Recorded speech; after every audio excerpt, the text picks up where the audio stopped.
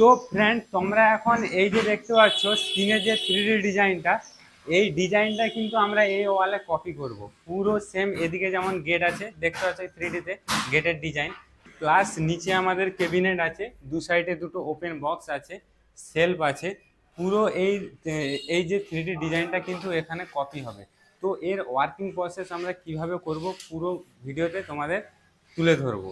তো প্রথমে আমরা কিন্তু এই ওয়ার্কিং প্রসেসের ভিডিও একটা আপলোড করব, লাস্টে কিন্তু আমরা এর ফিনিশ ভিডিও একটা আপলোড করব। তো চলো তোমরা দেখতে থাকো এর ওয়ার্কিং প্রসেস ভিডিও 3D অনুযায়ী আমরা কিভাবে ডিজাইনটা বানাচ্ছি। তো ফ্রেন্ড, এই হচ্ছে আমাদের ওয়াল, আর এই ওয়ালেই কিন্তু আমরা প্যারেলিং করব।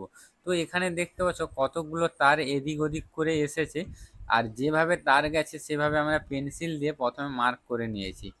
তারপরে কিন্তু আমাদের যতগুলো পাট্টা লাগবে প্রথমে কিন্তু আমরা পাট্টাগুলো কাটিং করে যেভাবে মার্কিং হয়েছে সেভাবে কিন্তু আমরা দাগ তুলে নিয়েছি। কারণ আমাদের ড্রিলিং করার সময় যে ইলেকট্রিকের তারগুলো এসেছে সেই ইলেকট্রিকের তারে কোনো কারণে ড্রিলিং না হয়ে যায়, তার জন্য কিন্তু আমরা পাট্টাগুলো নিয়ে প্রথম থেকে আমরা দাগ তুলে নিচ্ছি। আর আমরা যতগুলো পাট্টা আছে সবগুলোই কিন্তু দাগ তুলে নিচ্ছি। দাগ তুলে নেওয়ার পরে কিন্তু আমরা এখানে 1.5 সুতোর বিট দিয়ে আমরা পাট্টাগুলো নিয়ে আমরা হোল করে নেব। আর হোল করে নেওয়ার পর পাট্টাগুলো কিন্তু আমরা ছক দিয়ে দেবো। আর এইভাবে যতগুলো পাট্টা লাগবে আমরা কিন্তু ততগুলো পাট্টা এখানে রেডি করে নিয়েছি। তারপরে আমরা পাট্টাগুলো সব টাইট করে দিয়েছি, কারণ ভিডিও অনেকটাই লম্বা হয়ে যাবে, যার জন্য আমরা ড্রিলিংয়ের কাজটা তোমাদের দেখালাম না। আর এখানে কিন্তু সব কটা পাট্টা আমরা 2 ফুট 2 ফুট 2 ফুট ছেড়ে ছেড়ে আমরা কিন্তু পাট্টা টাইট করেছি। আর যেভাবে বলছিলাম যে কোনো কারণে আমাদের মার্কিংয়ে না হোল হয়ে যায়, তার জন্যে কিন্তু আমরা মার্কিং ছেড়েই কিন্তু এখানে সব কটা হোল করেছি। এবার আমাদের করতে হবে কি, পাট্টাটা প্রথমে ওপর থেকে নিচে আমরা ওলনে সোজা করে নেব। তারপর এই মাথা থেকে ওই মাথা আমরা সুতাই করে নেব। আর সুতাই করে নেওয়ার পরেই কিন্তু আমাদের প্যারেলিং পুরো স্ট্রেট হবে।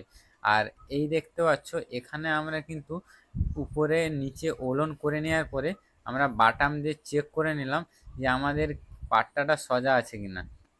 যেহেতু আমরা প্যারেলিং করতেছি, তো আমরা এই পাট্টাগুলো পুরো ভালোভাবে সোজা করে নেব।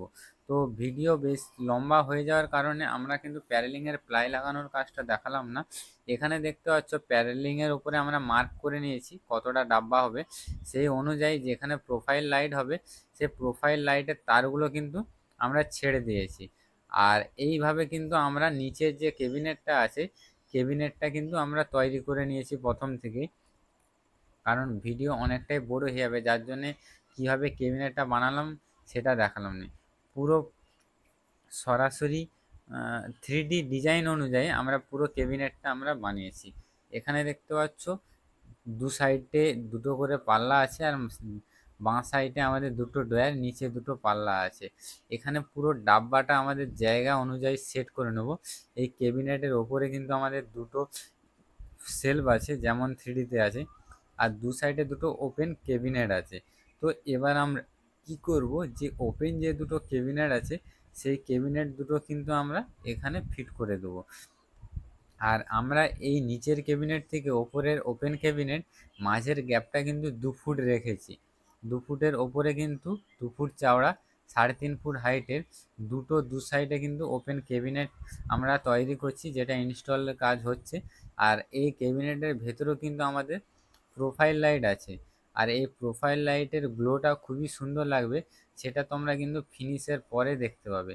তো এখানে একটা ডাব্বা টাইট হয়ে যাওয়ার পরে আর একটা ক্যাবিনেট কিন্তু আমরা এখানে টাইট করে দিচ্ছি। তো ফ্রেন্ড, এই বার কাউন্টারের ফুল ডিটেলস ভিডিও মানে ফিনিশ ভিডিও পাওয়ার জন্য বিশাল লাইফস্টাইল ফার্নিচার চ্যানেলটা সাবস্ক্রাইব করে বেল আইকনটি অল করে নাও।